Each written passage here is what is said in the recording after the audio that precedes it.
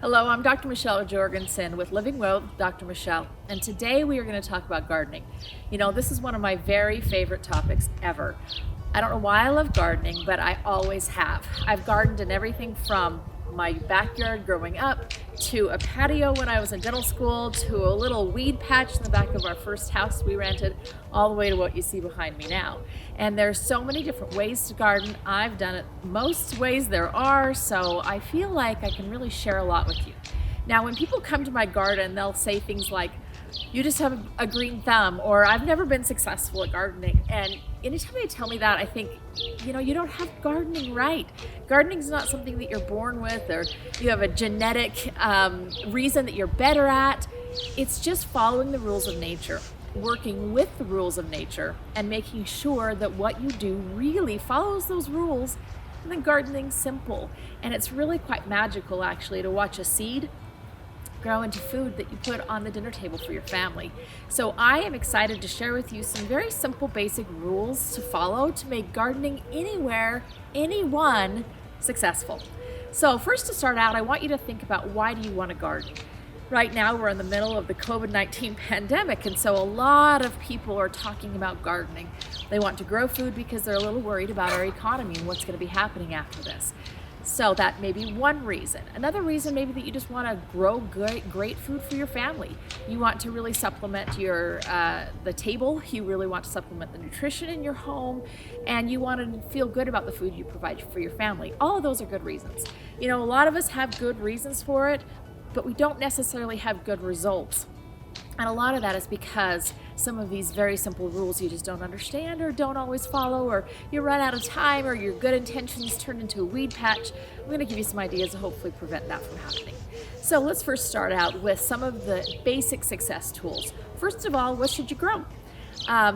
Really start with the things that you already like, the things that you already eat, the things that you already go to the grocery store for. Those are the things that you're going to grow because you're going to know how to use them. Your family's going to already like them. You're going to be excited to eat them and to grow them and to go find them in the garden. You're going to use it. So those are the things you should focus on growing. Where should you do it? There's a lot of different places that you can do a garden. You can do things just in the flower beds around your existing landscaping. You can plant as an edging to plants. I had lettuce as an edging once in an apartment that we lived in. You can use things as ornamentals. So peppers are very ornamental. Cabbages are very ornamental. Use those instead of where you would have planted flowers. Or if you have an area that you can dedicate to a garden, do that as well. One key is sun.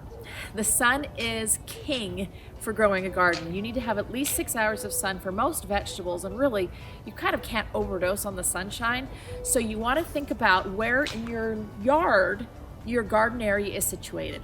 I'm facing south right now, so that means most of my garden gets the south-facing sun all day long. That's a good place for a garden. If you're right up next to a house, you really have to pay attention. Where is the sunshine?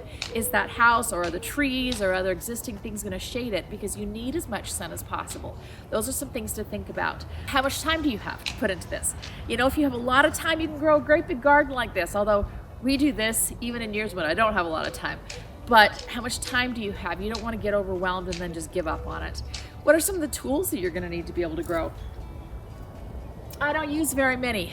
This is called a Japanese gardening knife, and you can see this one's well used, well loved. We have 4 of these. We mark them with orange duct tape because sometimes they get lost in the middle of the garden. So this is literally what I use 90% of the time when I garden. This is it. Cost me about 20 bucks on Amazon. That's it. Plus a good pair of gardening gloves. Usually I go through about 2 of these pairs a year. But again, 2 pairs, 10 bucks on Amazon. So for $30 right here, this is all you need for gardening.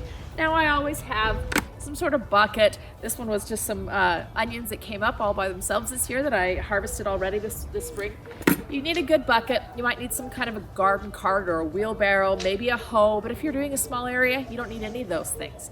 You just need some gloves, a good gardening knife, and that's it. Now, should you grow organically or conventionally, and what really is the difference between those two things? So conventional gardening or agriculture uses fertilizers, chemical fertilizers, to fertilize the plant. The problem with that is it's really boosting the growth of the plant, but it's not supporting the soil that the plant is growing in. So it strips the soil of nutrients. Then if you follow it with the pesticide, you've killed all the good bugs and bad bugs both, and that soil is now dead and stripped of nutrients. The problem with that is there's nothing left for it to give the plant next year. So then you have to continue fertilizing with commercial fertilizer, and you basically killed the ground. So organic gardening means feeding the soil, and then the soil feeds the plants. That's what we need to do. How do you do that? You do that by literally feeding the soil with compost. You can see my garden right now. It's ready to grow right now. It's all prepared for the spring. And what we've done is we've added about 3 inches of compost on the top of all of the beds. That 3 inches is what we put the seeds into. And then those seeds are going to grow because all the nutrients that the seed needs is right there at the top, right when it needs them the most. Then the compost is going to leach down into the rest of the soil as the roots grow down, and they're going to get the nutrients they need as they grow down. So they're going to get nutrients now, right here at the top. They're going to get nutrients later as they grow. That is how you build the soil, is through compost. Now, do you buy compost or do you make compost? Making compost is wonderful, but it's hard. It takes a long time. It's not hard, sorry. It just takes a long time. You can use everything in your house, from kitchen scraps to brown waste to green waste from your yard. Everything should go into a compost pile, and you should save it. But if you don't have enough in your garden, go buy it. Go buy it at garden centers, buy it in bags, buy it by the truckload or the trailer load. You can always get compost. That is all I do for my garden ever. That's all I put on for fertilizer. Nothing else but compost. And that is growing organically. That's feeding the soil so that the soil feeds the plant. Now, what do you plant? There's a thing called the Dirty Dozen that you can get from a group called the Environmental Working Group. You can get that every single year, and what it does is they analyze the plants that have the most pesticide and herbicide contamination. And they call those the Dirty Dozen. So I look on that list and I say, okay, I just looked at it for 2020.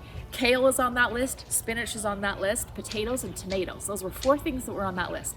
I'm gonna grow those for sure because I know in the store those are gonna have high levels of contamination. And I would always wanna buy those organically. Organic is more expensive. So for sure, grow those kinds of things. Where do you get the seeds? The seeds that I get, you wanna make sure are non-hybrid. Hybridized seeds are those where the genetics have been altered somewhat to be able to breed in certain characteristics. And a lot of times those characteristics are things based more on how they can get a better harvest, how they can get their harvest to transport better. Have you ever seen those square looking Roma tomatoes?